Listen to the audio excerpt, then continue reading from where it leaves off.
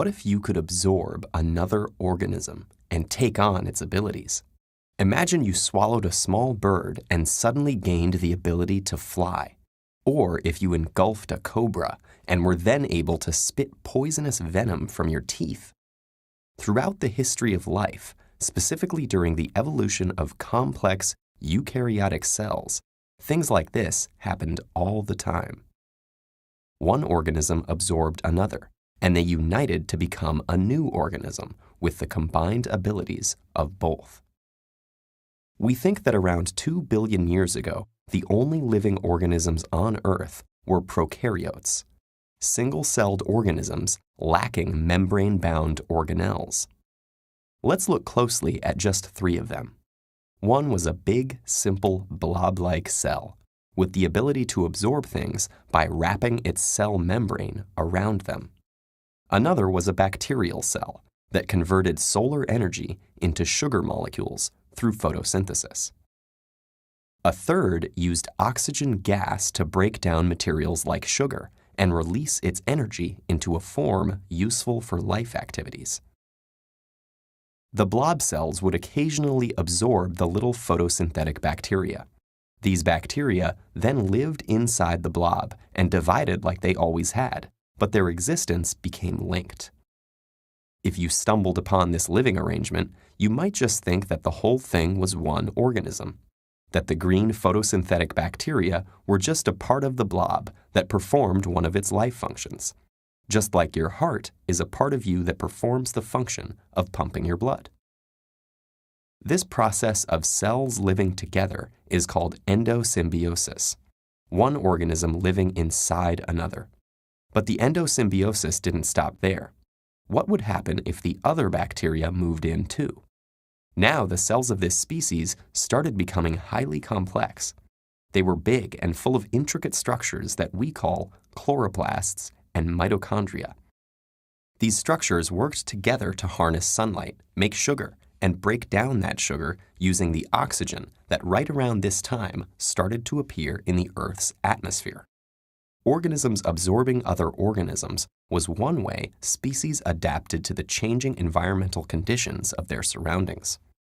This little story highlights what biologists call the endosymbiotic theory, the current best explanation of how complex cells evolved. There's a lot of evidence that supports this theory, but let's look at 3 main pieces. First, the chloroplasts and mitochondria in our cells multiply the very same way as those ancient bacteria, which are still around, by the way. In fact, if you destroy these structures in a cell, no new ones will appear.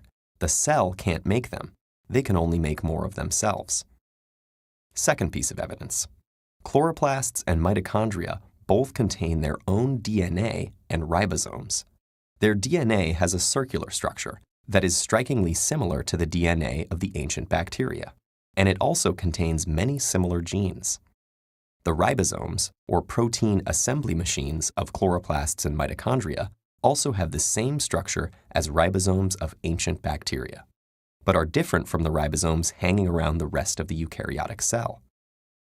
Lastly, think about the membranes involved in the engulfing process. Chloroplasts and mitochondria both have 2 membranes surrounding them, an inner and outer membrane.